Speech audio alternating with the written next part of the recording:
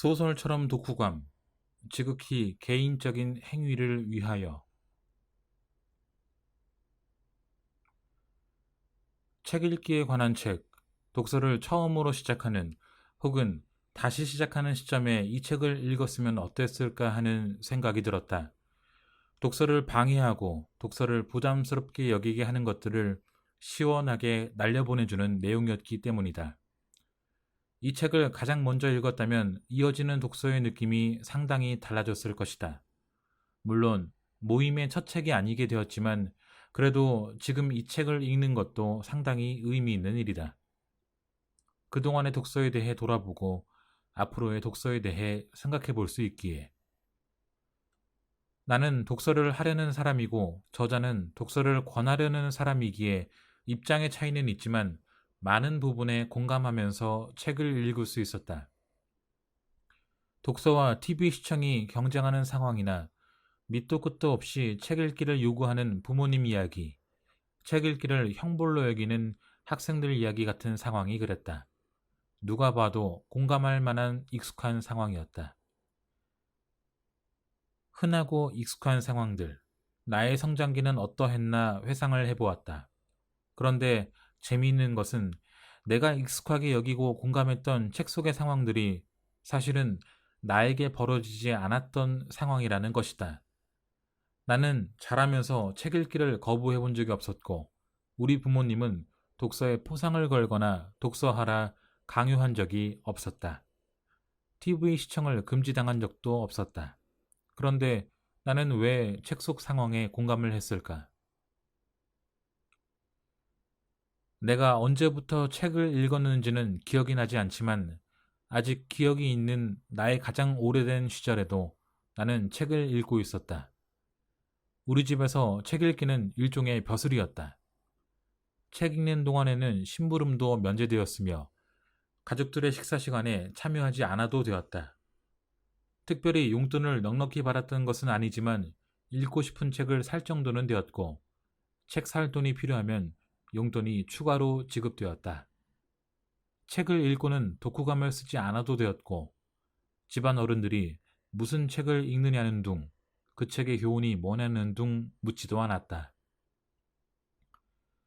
저자의 말대로라면 우리 집은 책 읽기에 상당히 좋은 집이었다. 그리고 실제로도 책을 많이 읽었다.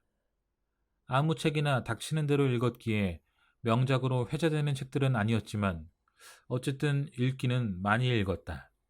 그 후 그랬던 나는 책을 너무 안 읽는다며 독서 동아리를 하게 된다.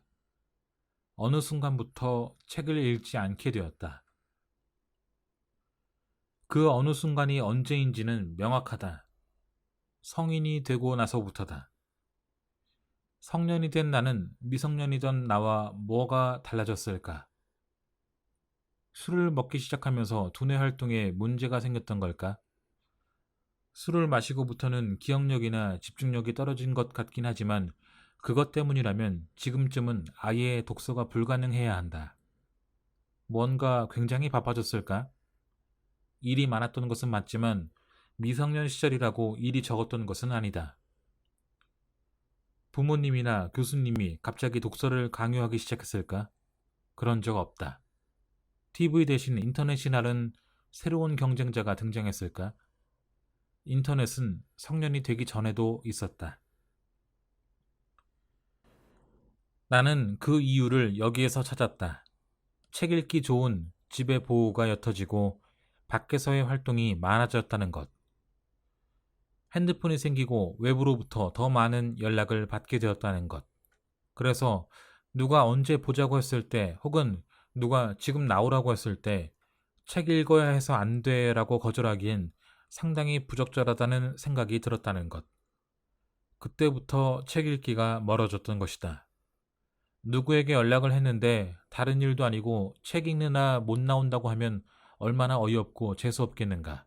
나부터도 그게 이유가 안 된다고 생각했다. 책을 보겠다고 마음을 먹었어도 곧잘 취소되곤 했다. 그때부터는 수업 들으며 보아야 했던 책 외에는 책을 거의 읽지 않았던 것 같다.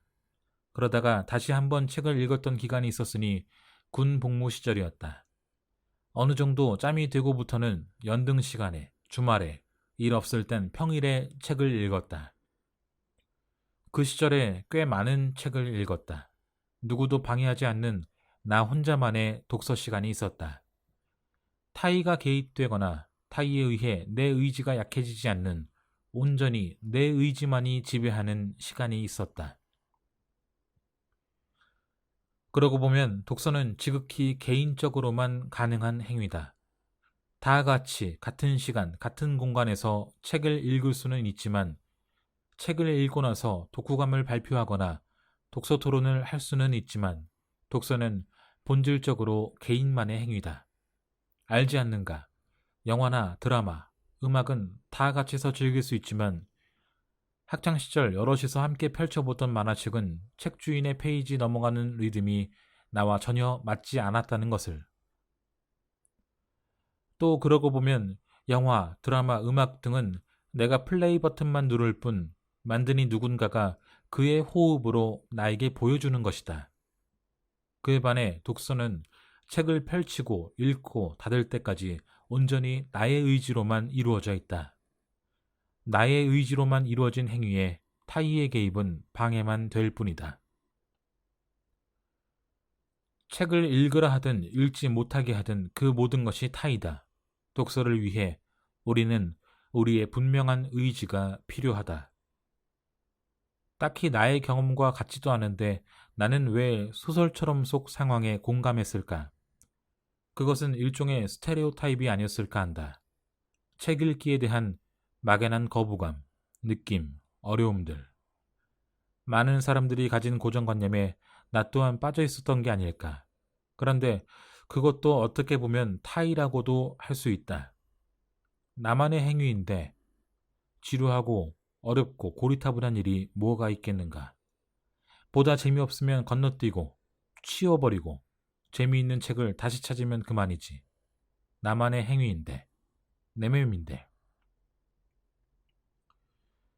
그래서 타인과 관련된 그 모든 핑계를 책 읽기 전에 한쪽으로 치워두었으면 한다. 이왕 책 읽기가 필요하다고 생각했다면, 책을 읽고 싶다면, 사실은 책을 좋아한다면, 다른 모든 일을 다 하고 나서도 시간 여유가 있을 때 독서를 하겠다고 생각하기보다는 무엇에게도 침해받지 않는 책 읽을 시간을 제일 먼저 잡아두었으면 한다. 내 시간인데, 내 맘인데.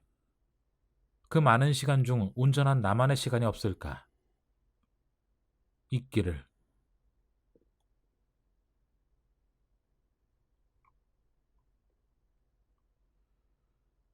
소설처럼 독후감. 지극히 개인적인 행위를 위하여.